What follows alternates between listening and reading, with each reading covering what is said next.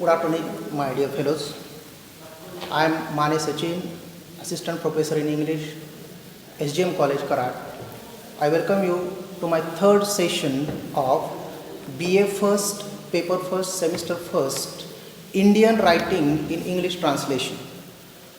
Here we are going to study the elements of short story in detail. In my first session, I have explained the introduction of the short story, definition of the short story, elements of the short story. Then we have also pondered over some famous short story writers as well as famous short stories.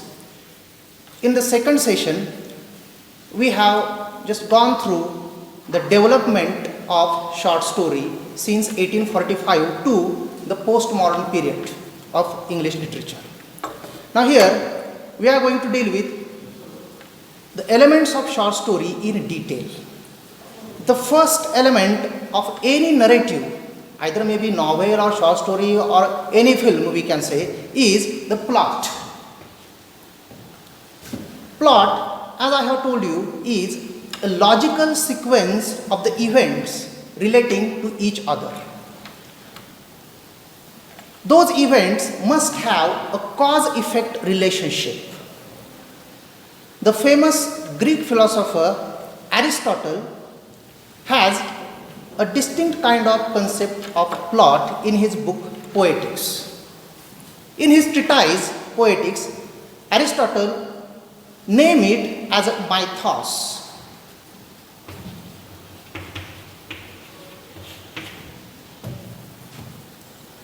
He held plot is more important than that of character.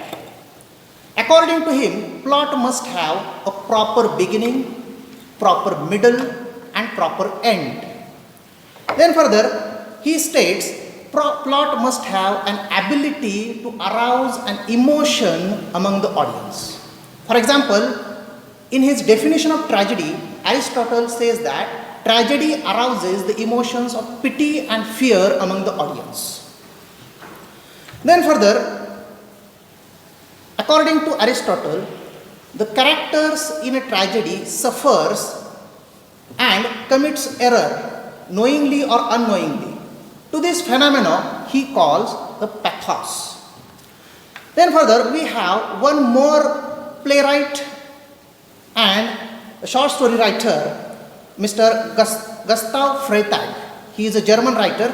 According to him, plot have 5 steps. According to Gustav, plot is a narrative structure which has 5 elements.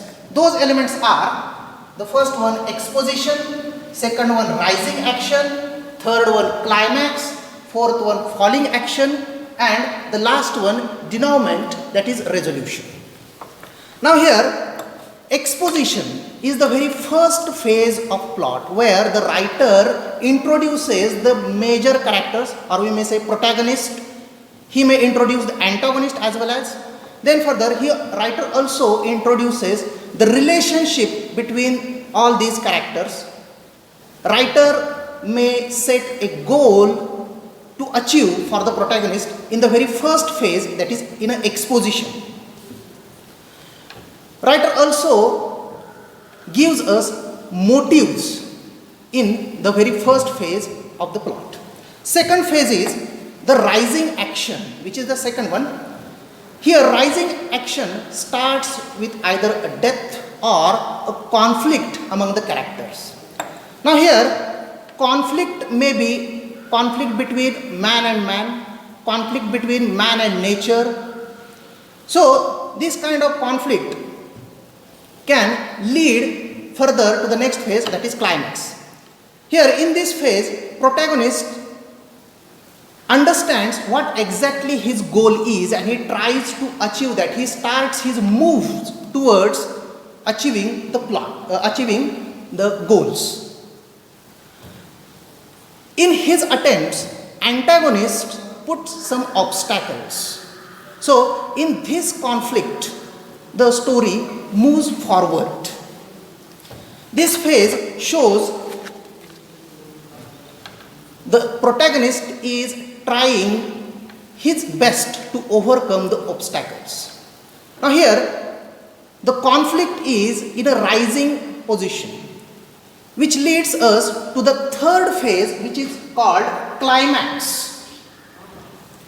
Now here, climax is a very much turning point of the story, where protagonist makes a single big decision which have a decisive emphasis, decisive consequences in the storyline.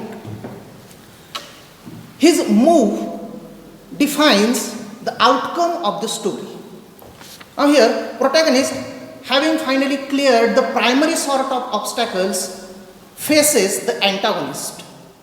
Here, protagonist is ready to engage to his adversary. Now in this situation, neither of the character is in a win-win situation. Both, that is protagonist and antagonist, both are struggling with each other to achieve a final goal. Here,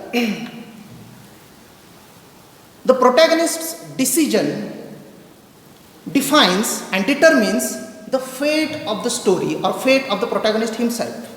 The bad decision turns out to be tragic effects, while the good decision turns out to be a comic effect. After this third phase, we have the falling action, that is fourth phase of the plot. Now here, the falling action is the greatest overall tension in the storyline, because the protagonist have lost almost everything, and here in this fourth phase, antagonist is in a win-win situation. He has an upper hand over the protagonist. Protagonist is struck and he is not moving further to achieve his goals. This is the most unclear phase of the storyline, and it arouses some sort of surprise, some sort of suspicion, suspense among the audience. Then next phase, last one, that is fifth one, is denouement or the resolution. This is the final phase of the storyline, where the protagonist and antagonist both are face to face to achieve the final goal. Here, the struggle or the conflict is at the pinnacle point, and this phase is decisive in the storyline. It has a long-term consequences. Here, we have one Mr. Foster Harris's quotation. I quote here. Foster Harris says that plot is an emotional problem caused by two conflicting emotions being felt by the same person and the working out of that conflict. Now here, this Foster Harris is referring to the inner struggle. According to Foster Harris, the plot is inner or mental struggle of the particular character. Foster Harris do not relate it to the outer, that is, the struggle between man and man. He only refers to the struggle within a human being. Now further, we have some plot devices. These plot devices make the plot organic whole. Now these plot devices helps the plot to move forward, and they motivate the characters and create urgency in a storyline. The first one being deus ex machina. This is the Latin term. I shall write here.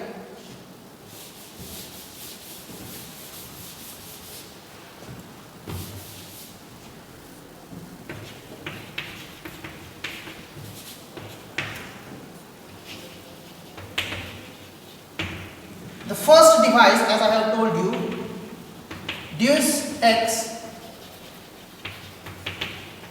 machina, that is the God from the machine.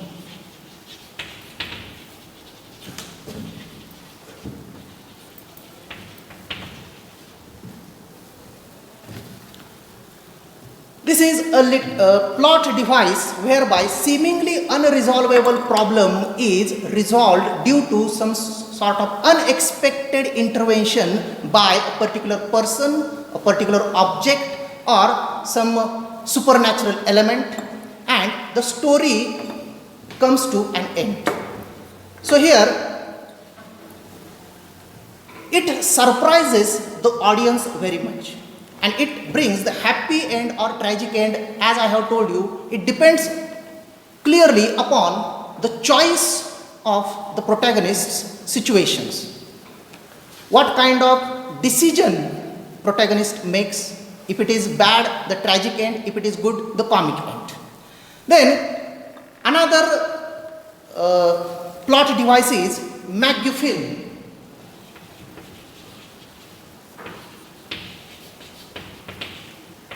Or it is often called MacFin.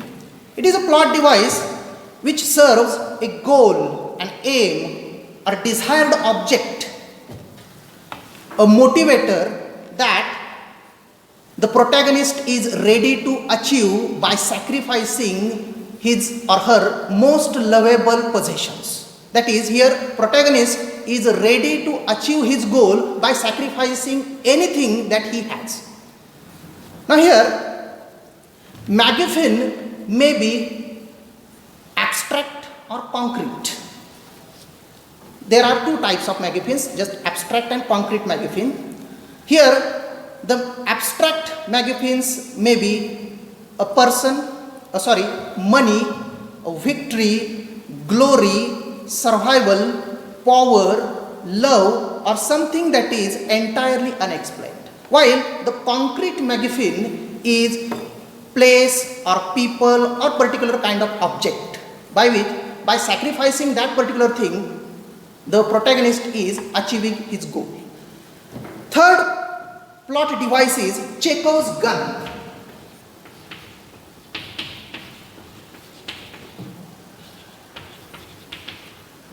This is very interesting plot device as a Chekhov's gun.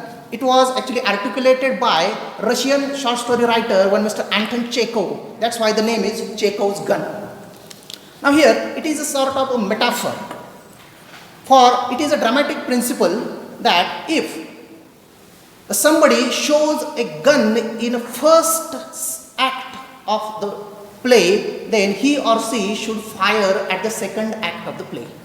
And if it do not want to fire it, then he or she must not show it earlier. So here it means that the writer should not use unnecessary events, unnecessary characters, unnecessary props, that is property, in his writing. So the short story must be, or any kind of literary form must be brief in the sense, to the fact, to the point. Brevity is the soul of any kind of literary work of art. So here, this is the Chekhov's gun literary device. If the writer fails to achieve that Chekhov's gun, then it becomes a red herring. Red herring means here it is a deliberate defiance from the set norms of the plot device. It means a logical fallacy here. Sometimes it is unintentionally and misleading and distractible from the main storyline. Then we have next point is plot outline. I shall write here.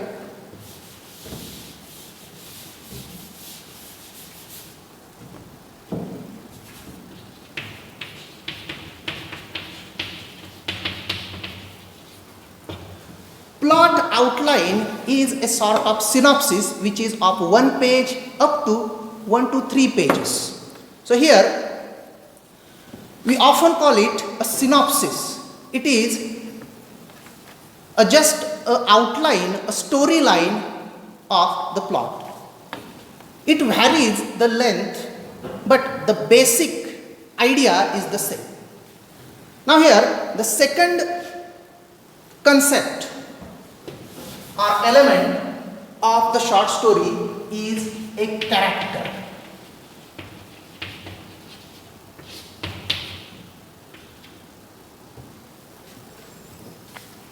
character is the second important element of short story or novel or any literary work of art. Now, what is character? Character is, as I have told you in my first video lecture, that characters are the actors around which the entire story revolves. Now the characters, they play the particular part in a storyline.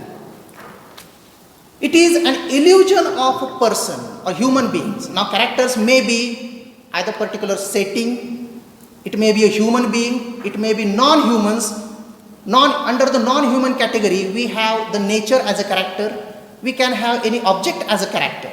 So there is no bar on characters as such.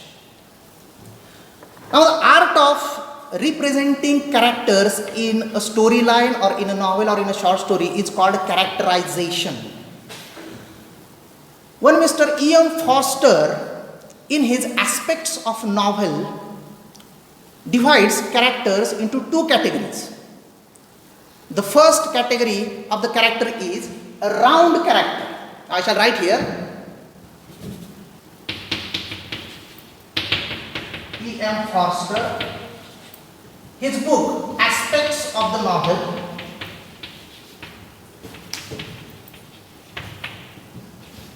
in this book, he divides character into two categories: round characters and flat characters.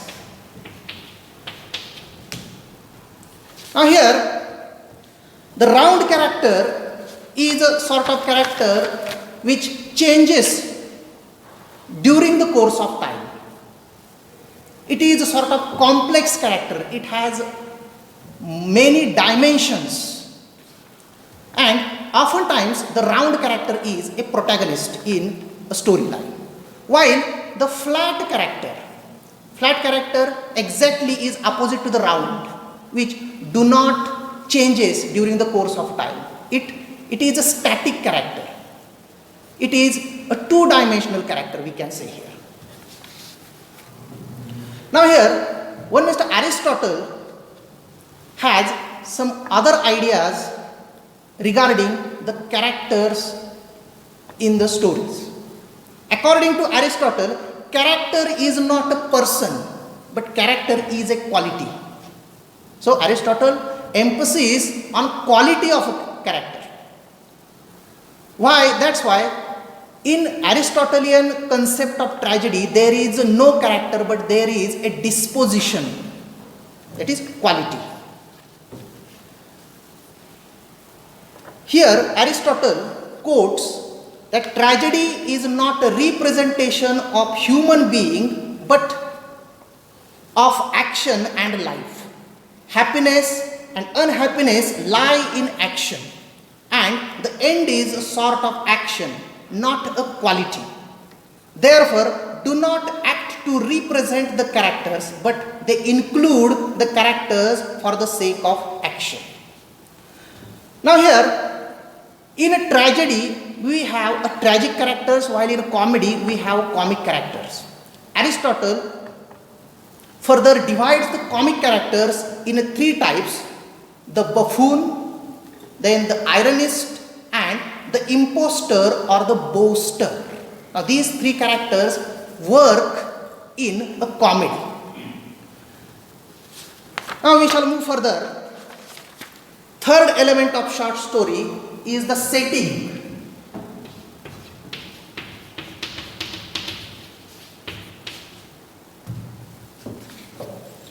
As I have told you, setting is an atmosphere or the background on which the entire story is set. The characters work there. It is a place, time and culture where the story takes place. It provides the richness and depth to the story. It creates the mood for the narrative, as well as it creates the background. It is a context for the narrative, context for the novel or the short story or any work of literature. It refers to the social milieu as well. Further, we have a types of setting. There are various types of settings. We can have settings in a school, we can have a setting of a city or town or anything. Further, we also have a setting of history, setting of constructed world, dystopia, fantasy world, fictional city, fictional country, imaginary world, then mystical place, fictional universe as well, then future world, then other world.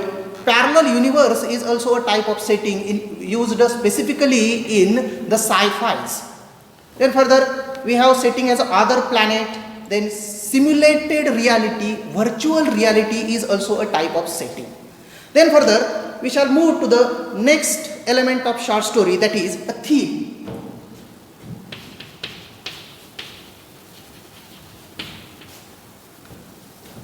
Theme is the central idea or the main idea of that writer wants to communicate with the audience. Theme can be interpreted through the setting, through the costume, through the music, through the sounds, through the ability of characters, etc. Single theme illustrates the single idea. Then it incorporates the setting, clothing, music, as well as the sounds. Theme is not a message. Often people confuse the theme with the message. Actually, message is a different, theme is a different, and moral through which moral is a different. So here, theme also have a pattern. Now this thematic pattern is often called as a recurring motif. I shall write here.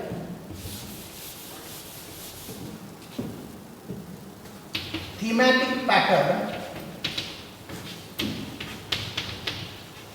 is a recurring motif.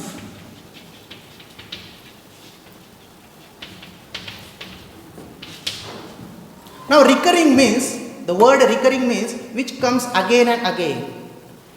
For example, John Steinbeck's story of Mice and Men, we have various scenes of loneliness. So here, loneliness in this story, in this context, is a recurring motif.